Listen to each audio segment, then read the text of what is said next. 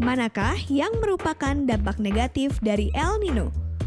Jawabannya adalah kekeringan lahan.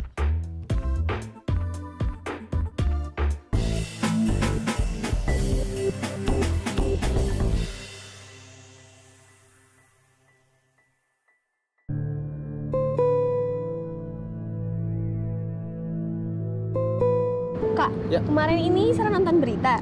Ternyata banyak banget petani yang mengeluhkan kekeringan di lahannya karena kekurangan air. Oke. Nah, pertanyaan Sarah, apakah itu adalah salah satu dampak dari El Nino? Ya bisa jadi sih, Sar. Kita bisa loh menghitung kadar air tanah supaya kita bisa mendeteksi kondisi kekeringan yang terjadi pada tanah. Loh, caranya gimana, Kak? Nah, mau tahu? Kita simak aja eksperimen berikut ini.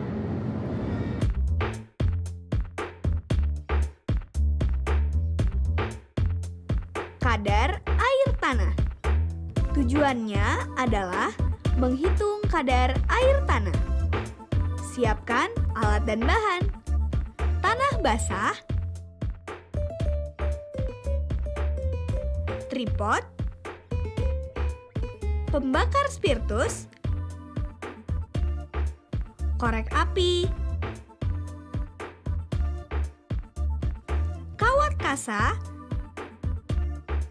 timbangan elektrik, dan nampan.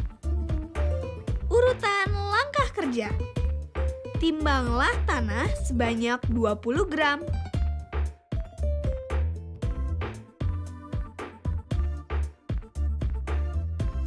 Letakkan tanah di atas kawat kasa. Susunlah pembakar spiritus, tripod, dan kawat kasa di atas nampan.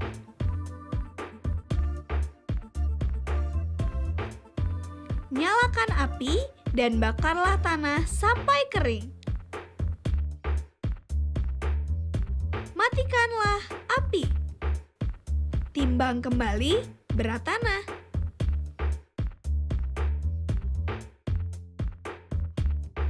Menghitung kadar air dalam tanah. Berat awal dikurangi berat akhir dibagi berat akhir dikali 100%. Jadi 20 dikurang 15 dibagi 15 kali 100% sama dengan 33,33%. Kekeringan pada lahan pertanian ditandai dengan kekurangan lengas tanah atau kandungan air di dalam tanah, sehingga tidak mampu memenuhi kebutuhan tanaman tertentu pada periode waktu tertentu pada wilayah yang luas, yang menyebabkan tanaman menjadi kering dan mengering.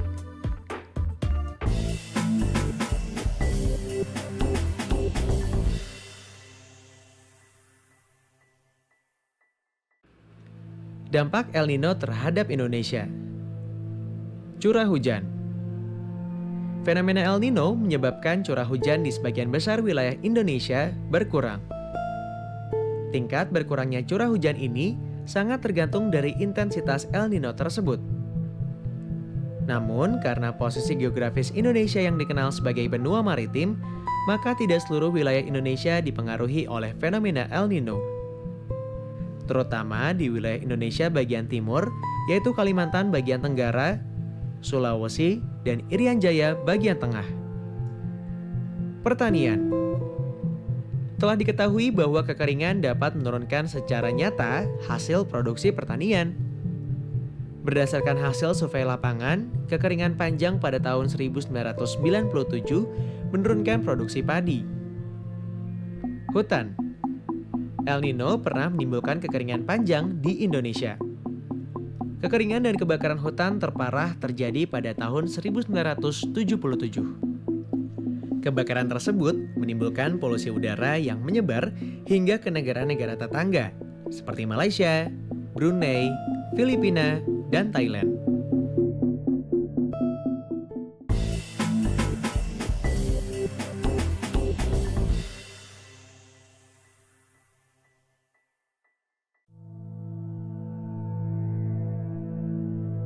Jadi kalau kita harus berusaha untuk mengatasi dampaknya, maka kita perlu melakukan usaha yang serius.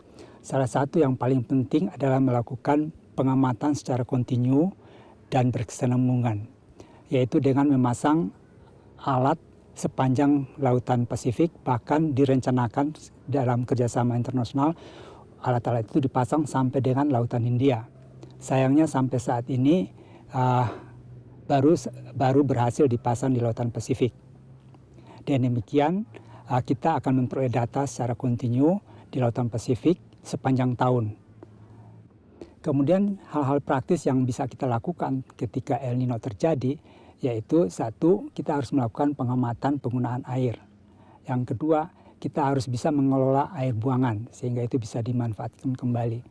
Kemudian sebelum terjadi El Nino, kita harus sering nanam pohon.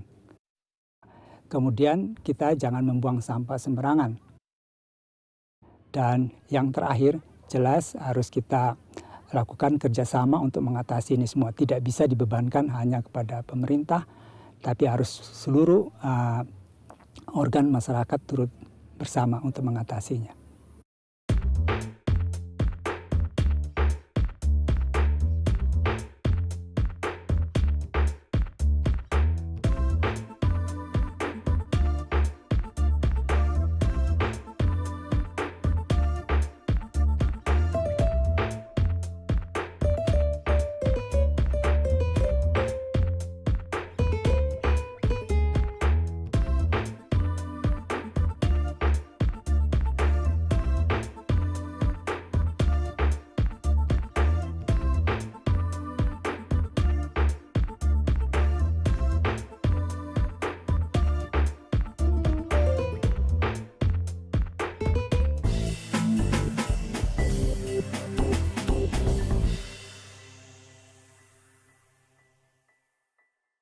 Nah, gimana deh? Sekarang udah paham kan tentang fenomena El Nino? Udah dong Kak Sarah udah paham banget soal El Nino. Wah, kalau gitu sekarang waktunya kakak buat nanya nih. Oke, boleh. Kita coba ya dari yang paling gampang. Oke. Apa sih El Nino itu?